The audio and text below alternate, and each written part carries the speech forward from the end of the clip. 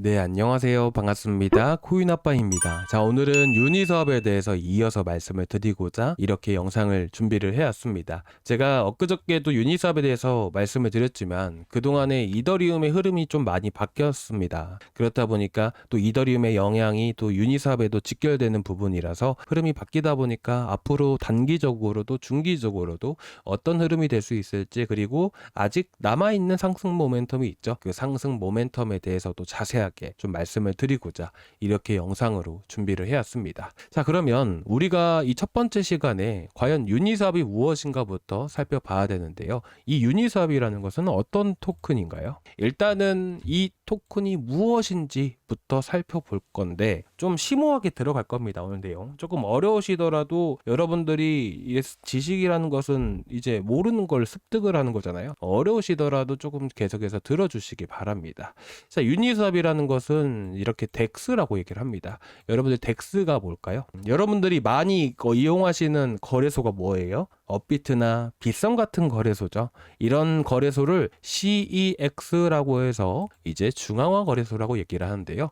반면에 이 덱스라는 것은 이제 디센트럴라이즈드 D가 붙게 되죠. 이제 블록체인 위에서 구동되는 거라고 해서 이제 덱스 탈중앙화 거래소다 라고 얘기를 하게 됩니다. 여기서 쉽게 보시게 되시면요, 이 불장이 되게 되면 비트나 빗썸은 돈을 많이 벌까요? 아니면 못 벌까요? 당연히 돈을 많이 벌 수가 있겠죠. 이 수수료가 또 매수 매도를 자주 하게 되니까 최근 시장이 하락하게 되면서 이제 매매를 많이 하시는 분들이 거의 없으실 거예요. 거래대금도 확 죽어버렸거든요. 그만큼 수수료도 적어질 수밖에 없는 거예요. 반면에 이제 불장이 되게 되면 매매도 많이 하게 되고 단타도 많이 하게 되니까 수수료가 많이 쌓이겠죠. 마찬가지입니다. 불장이 되게 되면 업비트나 빗썸은 돈을 많이 벌듯이 똑같은 수익을 가지고 있는, 똑같은 수익 구조를 가지고 있는 유니스왑도 돈을 많이 벌게 되는 것이에요.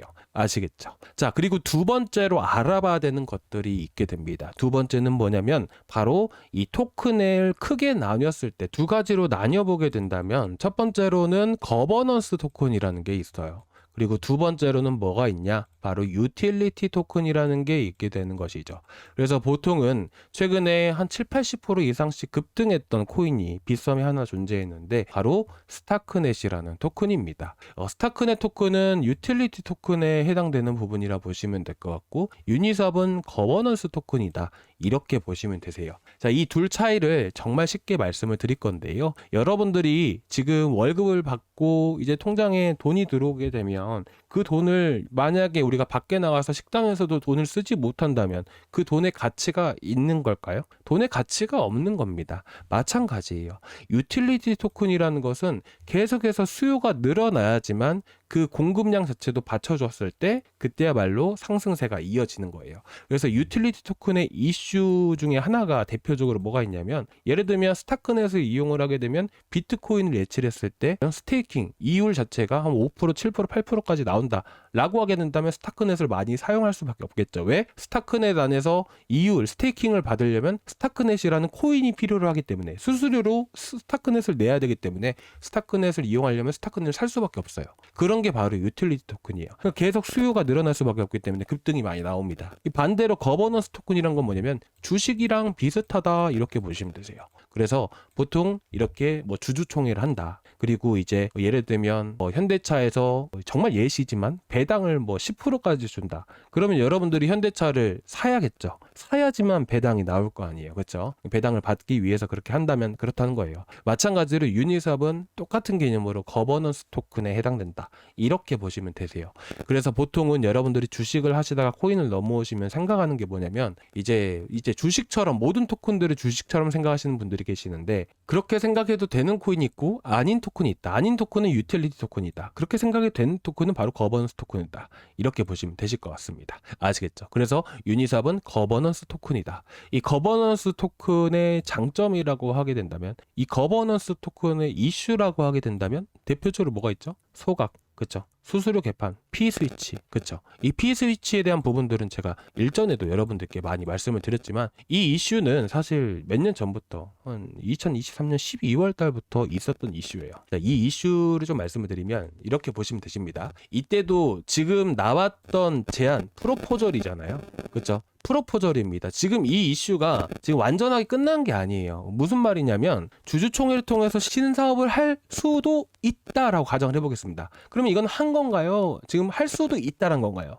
후자에 해당되는 부분들이죠. 그래서 올라간 거예요, 지금. 그러면 이 신사업이 통과가 되려면 주주총회에서 투표가 되어야 돼요? 투표가 안 되어야 돼요? 투표가 통과되어야겠죠. 그제야말로 투표가 통과됐다라는 부분들이 나왔을 때 신사업을 시작을 하는 겁니다. 그럼 여기서 핵심은 이겁니다. 똑같아요. 주식이랑 똑같다 보시면 될 것 같아요. 프로포절 현재 할 수도 있다라는 겁니다. 이거를 하려면 투표를 거쳐야 되기 때문에 사실상 상승 모멘텀은 두 가지로 됩니다. 자, 이거를 할 겁니다. 할 수도 있습니다에 한 번 더 움직이는 거고요. 지금은 현재 조정받고 바닥에 있는 상황이죠. 이러다가 투표가 진행되면 어떻게 돼요? 이제 곧 있으면 하겠네? 라는 이런 기대감이라는 게 분명히 있겠죠. 그 때문에 다시 한 번 더 상승 파동이라는 게 이어지게 됩니다. 그래서 하나의 이슈에 두 가지 상승 모멘텀이 담겨져 있는 것이죠. 그래서 보통은 상승 파동이 이렇게 나와주는 코인들은요, 이런 상승할 만한 이슈들이 두 가지나 나오게 된다는 것이에요.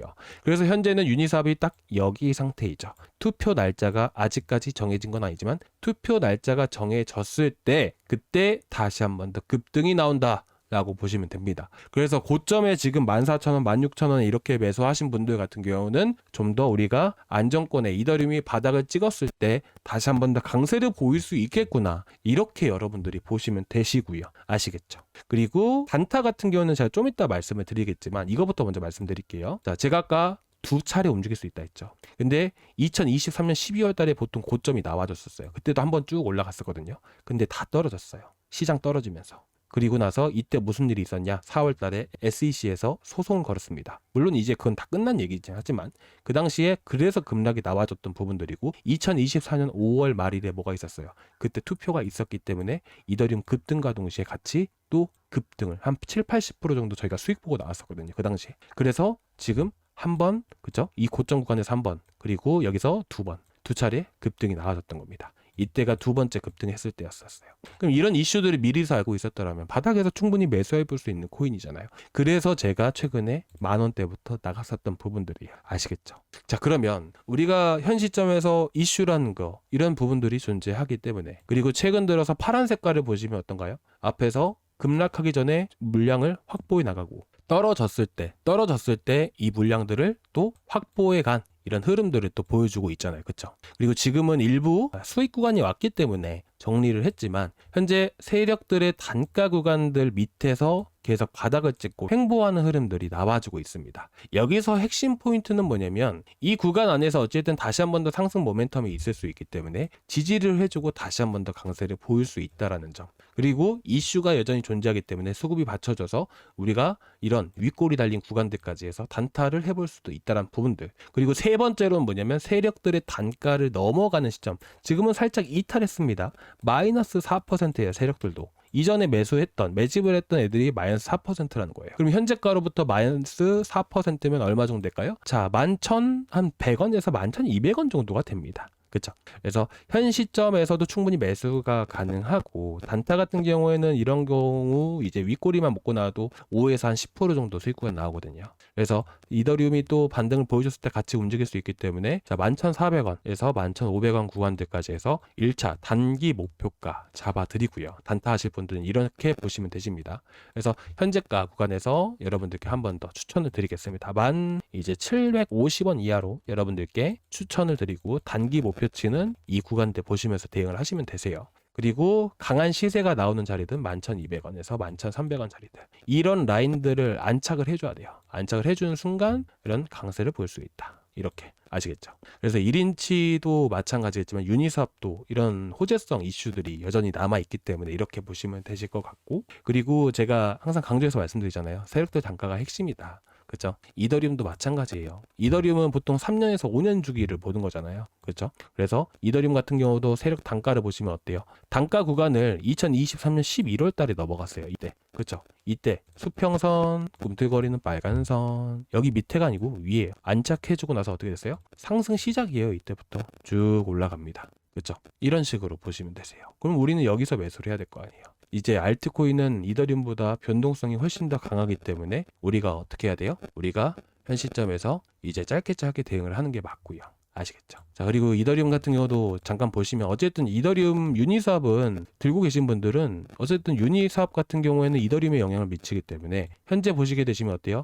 돌파하고 급등, 그리고 현재 맞닿는 구간, 세력들의 단가, 그쵸? 그리고 제가 오늘 영상에서도 말씀드렸던 430만 원 구간들, 이 자리가 뭐죠? 리얼레제드 프라이스 포큐뮬레이션 어드레시스라고 해서 세력들, 장기 고래들, 이런 단가 구간이에요. 이런 단가 구간은 7, 8년 동안 단 한 번을 빼놓고는 이제 이탈한 적이 단 한 번도 없었습니다. 이날 제외를 하게 되면. 그래서 지금 보시게 되시면 어때요? 지켜주고, 자, 이전에 보시게 되시면, 자, 이탈한 적이 없죠. 이탈한 적이 없습니다. 오히려 맞닿으면 강한 지지 역할을 해주게 되는 거예요. 그래서 제가 430만 원까지 일단 열어두고 보자 라고 말씀을 드렸던 거고, 현재 위치에서 보시게 되시면 2.882K, 그죠? 이 자리가 바로 430만 원권, 그죠? 그래서 저는 여러분들께 이렇게 추가적인 하락이 나온다 하더라도 이 자리는 지켜줄 수밖에 없는 그런 자리다, 이렇게 말씀드리고 싶습니다. 그리고 목요일날 고용 데이터를 봤을 때는 괜찮게 나와줄 가능성이 높아서 이더리움이든 유니스왑이든 1인치 네트워크든 같이 한번 강세를 보일 수 있기 때문에 1인치 네트워크도 265원이야 추천을 드리고요. 아시겠죠? 그리고 유니스왑은 어떻게 한다? 이제 1750원, 1750원. 그리고 제가 대응 같은 경우는 어떻게 한다고 했죠? 대응은 이제 영상에서도 미리 대응 위치들을 말씀드립니다. 근데 영상에서 설명을 드리고 나서 기록하고 하시는 분들이 없으실 거예요. 그렇죠? 이렇게 대응을 하십시오 라고 했지만, 똑똑하신 분들은 다 기억하시겠지만 필기를 해두고 적어두고 하시는 분들은 없으실 거라 생각을 해요.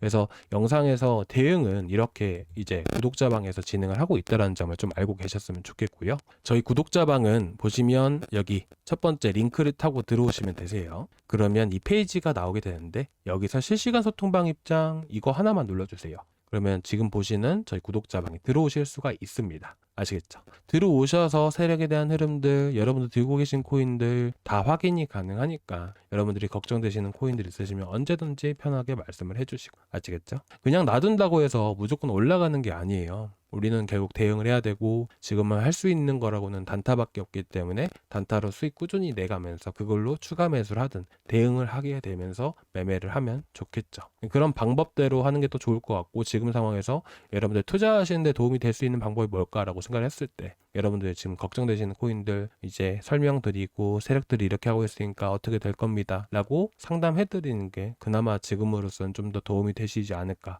해가지고 제가 이렇게 지금은 이렇게 운영을 하고 있습니다. 또 이제 시장 좋아지게 되면 우리가 어떤 것들을 또 매입해가면 좋을지도 좀 말씀을 드릴 거니까, 아무래도 여러분들 구독자분들 다 들어와 계시고 하는데 들어오신다면 좀 많이 도움이 되시지 않을까 해서 이렇게 운영을 하고 있는 겁니다. 자, 일단 오늘 여기까지 좀 준비를 했는데 어떠셨나요? 조금이나마 도움되셨다면 구독과 좋아요 한 번씩 부탁드리도록 하겠습니다.